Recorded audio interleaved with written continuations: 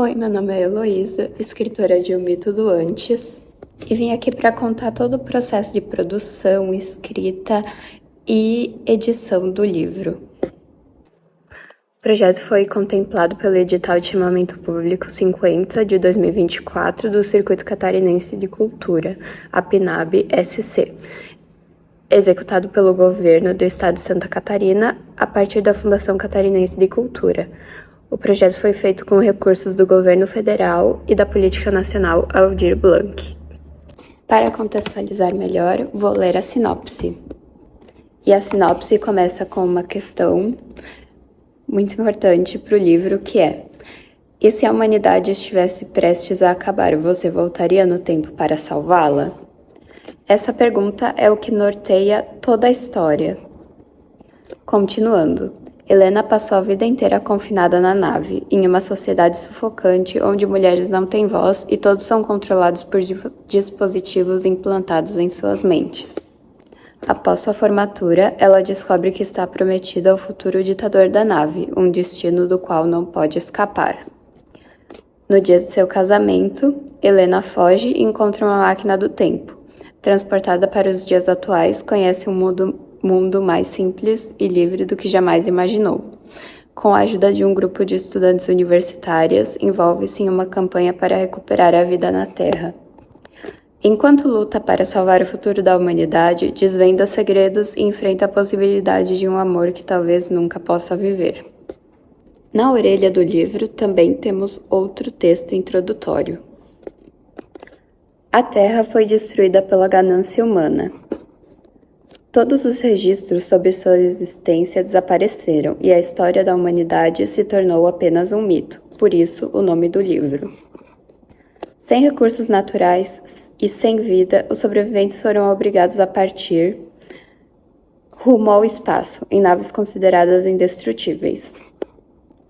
Nessas naves, ergueu-se um regime ditatorial, onde as mulheres não têm voz e todos são controlados por dispositivos instalados em suas mentes, incapazes de expressar opiniões ou cultivar pensamento crítico. Quando em um dia qualquer, o dispositivo de Helena para de funcionar, ela começa a perceber como a vida lhe é regrada e injusta. Isso faz com que no dia de seu casamento arranjado, ela fuja, e em meio à fuga, descobre um segredo guardado no laboratório de sua chefe, uma máquina do tempo.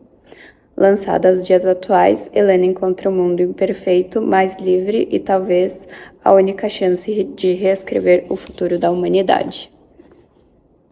E o mito do antes é uma parte muito importante da narrativa porque é o que instiga a Helena a ir atrás desse mundo antigo e também ele é recontado de uma outra depois, no fim do livro.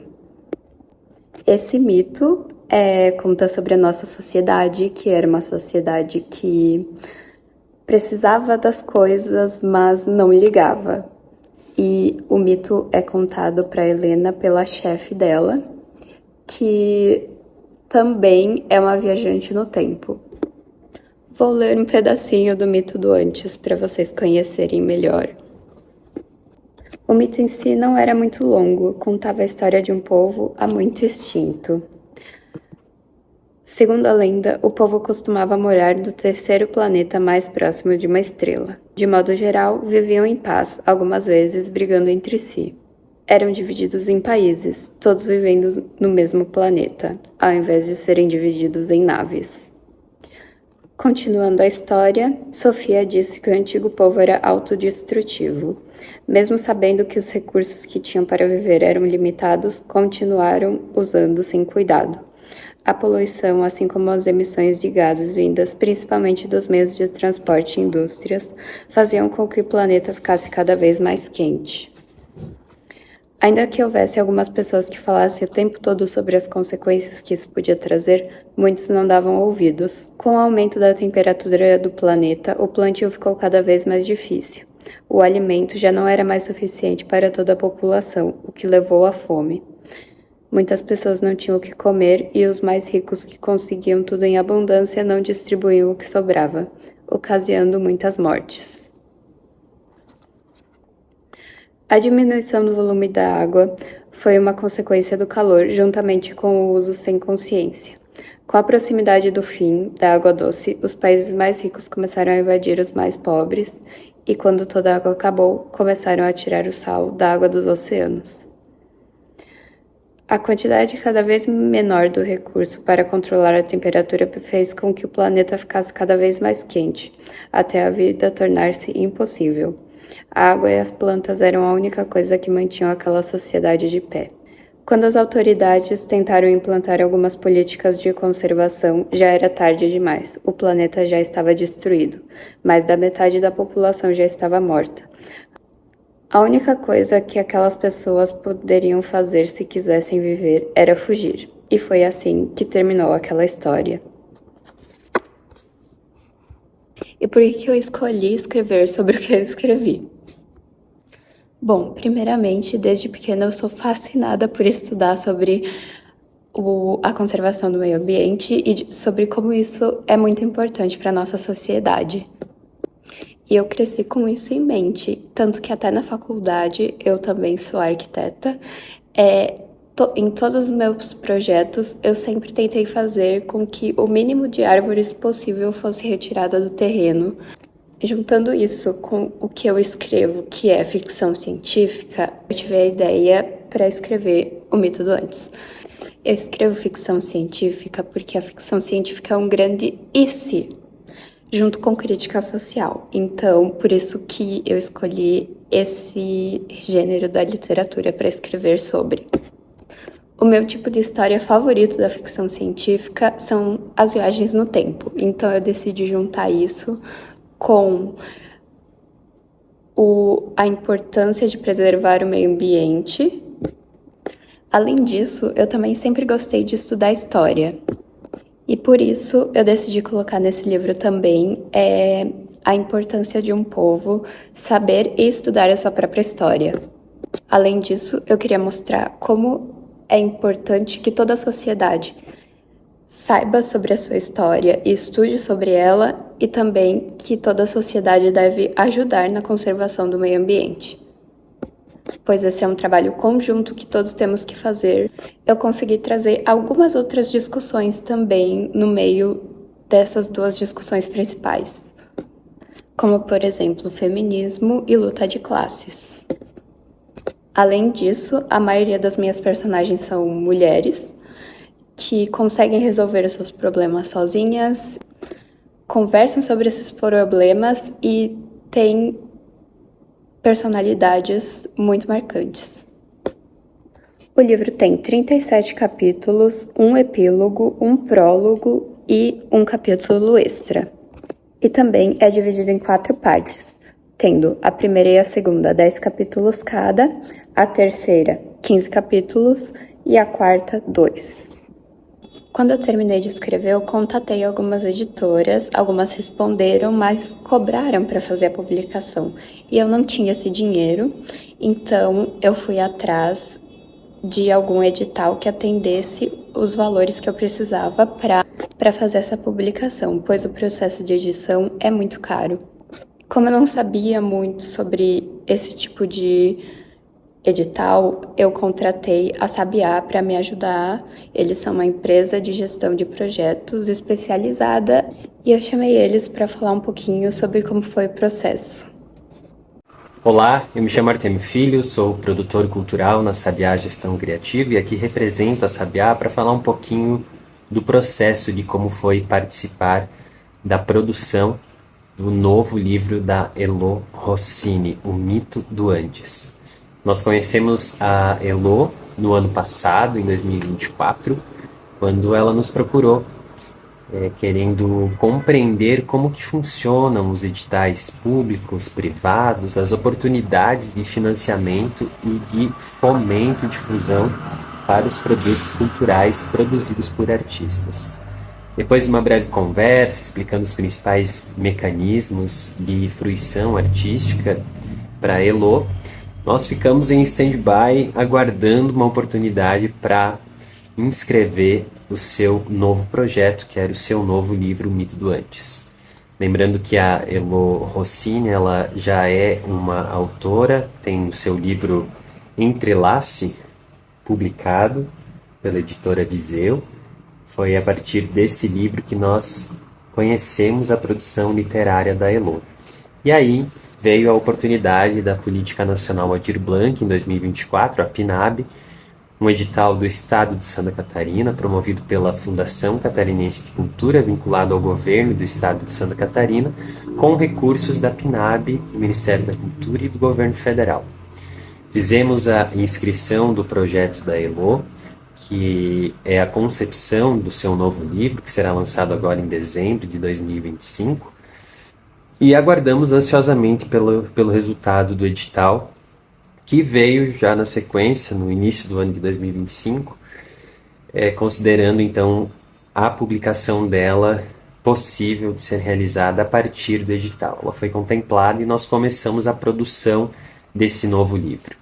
Na produção cultural, nós pensamos em todos os detalhes para que o livro chegue dessa forma, impresso e também digital, para os leitores e para as leitoras, não só aqui de Concórdia, que é o município de origem da Elô Rossini, mas do estado de Santa Catarina e, por que não, do Brasil todo.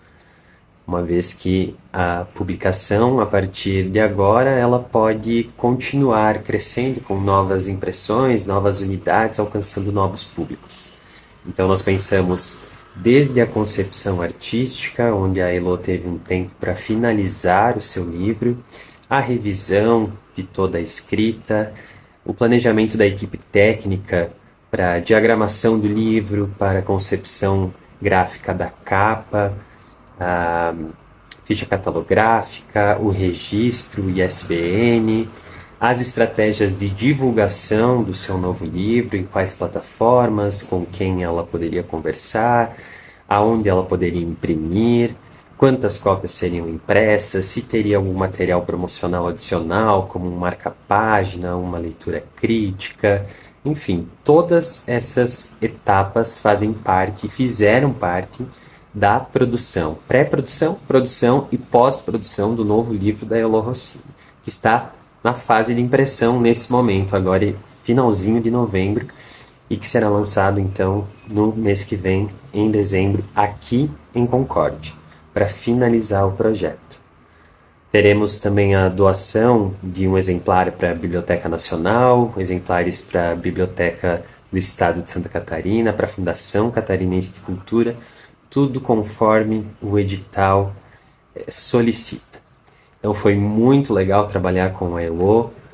A Sabiá fica muito feliz de poder participar desse processo da concepção do seu segundo livro, que já está quase pronto, e felizes de poder contribuir com a difusão da literatura catarinense aqui no estado, como eu disse, para o Brasil todo, a partir de uma escritora catarinense, uma escritora que nasceu aqui em Concórdia e que com certeza vai alcançar outros municípios aqui de Santa Catarina com a sua história.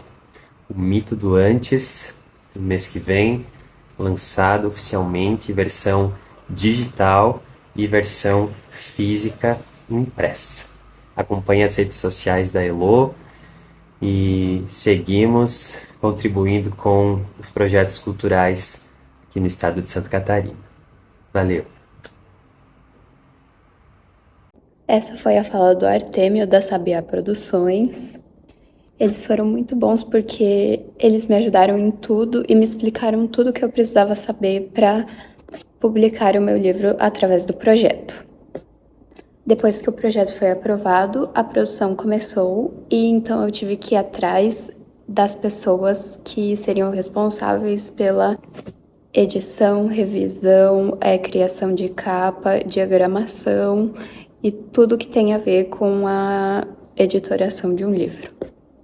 Então eu contatei a Encantos da Cali, que é uma editora pequena especializada em publicar livros de autores independentes. Eles fazem todo o processo de edição e publicação, registro do livro. Além disso, eles dão todo o apoio que o autor precisa e também têm respostas muito ágeis e rápidas e estão sempre disponíveis, contando também com influencers parceiros para fazer a divulgação. O meu primeiro livro tinha sido publicado pela editora Viseu, mas o preço que eles cobravam não era compatível com o valor recebido. Se eu fizesse a edição com eles, eu não conseguiria imprimir a quantidade de livros que eu tinha informado no edital. Com isso, foi decidido que eu publicaria com a editora independente, pois eles ofereciam tudo o que eu precisava por um preço fixo. E a Encantos da Calli também tem tutoria mentorada e publicação mentorada, o que me ajudou muito, pois eles me deram aulas de como eu poderia escrever melhor, de como eu poderia criar melhores diálogos, de como eu poderia escrever de forma mais fácil, o que acabou me ajudando muito durante todo o processo e vai me ajudar durante a escrita de outros livros também. O processo se iniciou pela leitura crítica, que demorou um pouquinho para começar, mas quando começou, foi. A leitora pediu algumas alterações, eu as fiz, e depois passamos para a revisão. Depois, nós fomos para a produção da capa. A capa, ela passou por várias etapas. Eu vou colocar aqui algumas fotos de como ela poderia ter sido.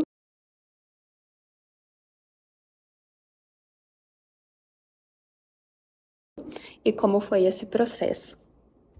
Nós começamos com a ideia das árvores em cima e embaixo ser como se fosse uma pessoa fazendo assim, pois nas naves a gente tem um regime ditatorial.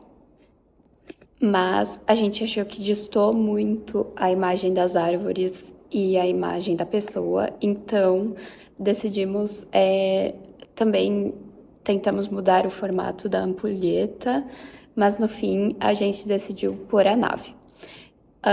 Também tivemos problemas para decidir o formato da nave, mas no final nós concordamos que fosse nesse formato como está na última imagem, que eu vou colocar aqui de novo para vocês verem como ficou no final. O conceito da capa é simples. Ele mostra uma ampulheta com as árvores na parte de cima e a areia caindo e formando a nave, mostrando que se a gente não fizer nada agora para preservar o meio ambiente, talvez o nosso futuro seja ir para essas naves. É um grande e se, como eu falei no começo, que é o propósito da ficção científica. A parte final da capa foi escolher o lettering, que seriam as letras usadas para formar o título e as letras usadas para formar o meu nome. A ilustradora mandou várias opções, que eu vou colocar aqui também. E a fonte escolhida foi a segunda, porque tinha mais dessas marcas e eu acho que deu um tom muito de ficção científica. E o que eu achei mais interessante foi que eles tentaram alinhar a lombada desse livro com o livro que eu já tinha publicado, para que quem comprasse os dois não ficasse incomodado com algum desnível ou alguma diferença quando colocasse na prateleira. Aqui a gente consegue ver os dois lado a lado, como eles ficam, o nome aqui em cima, aqui no meio o nome do livro e aqui embaixo a editora. Mesmo tendo uma escrita diferente e o tamanho da fonte é diferente, dá para ver que foi pensado para ser assim. Na contracapa do livro nós encontramos a sinopse, um resumo do que você vai encontrar no livro, educação, aventura e ficção, o ISBN, a logo da Encantos da Calli, a classificação indicativa e os logos do projeto. Como vocês puderam ver, aqui atrás da capa temos uma classificação indicativa. A classificação indicativa se dá por termos algumas questões que são trabalhadas que talvez pessoas mais jovens não entendam. E também por ter temas sensíveis para alguns leitores, como a violência doméstica, abuso sexual, morte, violência e o abuso de substâncias ilícitas. Esses assuntos são importantes e foram tratados de forma responsável e não de forma a serem romantizados, mas sim como uma crítica. E todos os pontos sensíveis estão devidamente alertados na carta ao leitor dentro do livro. Dentro do livro também existem ilustrações. Essas não tivemos tanto problema para desenvolver, porque eram as ilustrações dos inícios de capítulos e eu peguei algumas referências e mandei para a ilustradora e ela criou algo parecido com aquilo que eu tinha mandado, baseado no livro. Aqui nós temos a capa e aqui nós temos uma capa de início de capítulo e de parte. Nesse caso, a gente escolheu uma moldura, eu mandei uma moldura diferente dessa, e a ilustradora fez essa ilustração baseada naquela e remetendo ao livro. No início de cada capítulo, nós temos esse desenho, se ele se passar no futuro, e esse desenho quando ele se passar no passado. Depois disso tudo, veio a diagramação digital e física, a digital feita pela Kali, do Encantos da Kali, e a física feita pela Raquel Ramos. A diagramação é um dos processos mais importantes, que é o que organiza as palavras escritas para que todas elas apareçam no livro. Além disso, como o meu livro tinha desenhos, também ilustrações no início de cada capítulo, esse processo era mais importante ainda. No fim, nós tivemos a impressão dos livros, que foi feita com a gráfica Viena. Foram impressas 200 cópias, que chegaram em menos de 15 dias. Então foram feitas as doações, foram doados um livro para a Biblioteca Pública de Santa Catarina, um para a Biblioteca Nacional e 22 para a FCC. Além disso, foram produzidos 3 modelos de cards, todos com as logos, para ajudar na promoção do livro. E além desses, também foram produzidos marca-páginas. E uma parte importante desses brindes é que eles são feitos em papel reciclado e também são impressos só de um lado, para poder mostrar esse papel para que todos possam ver. Além disso, a gráfica Viena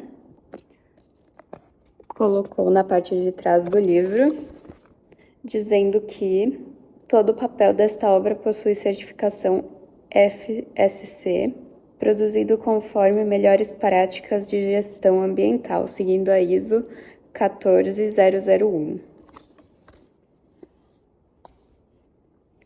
Além de tudo isso, na parte de divulgação do livro, eu contratei algumas pessoas para me ajudarem e também lerem e avaliarem o livro. E também eu mesma publiquei alguns posts com um modelo pronto, já com os logos do projeto.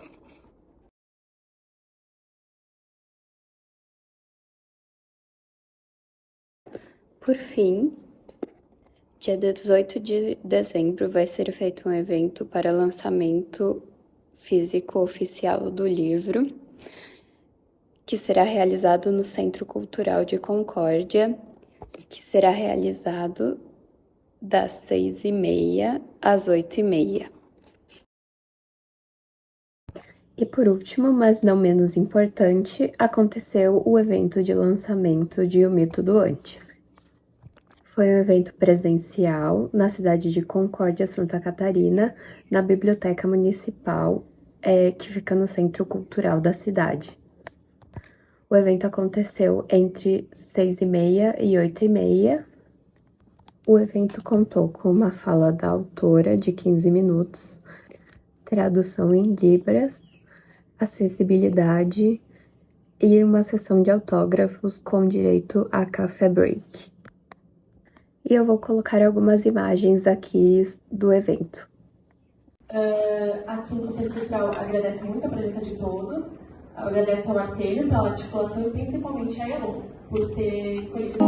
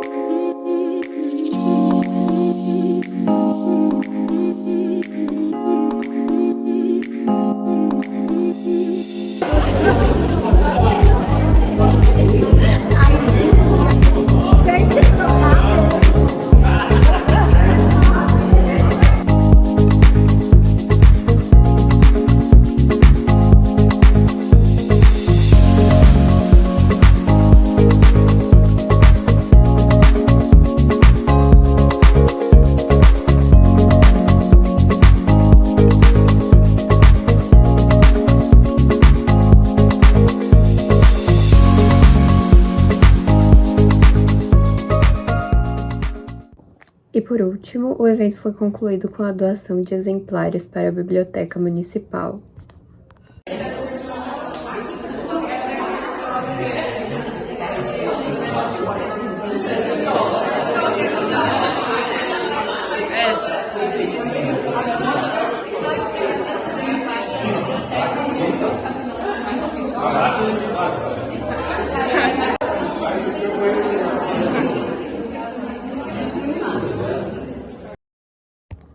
E agora, depois de todo esse processo terminado, vamos começar a divulgar nas redes sociais também. Vou colocar algumas das postagens que já foram feitas.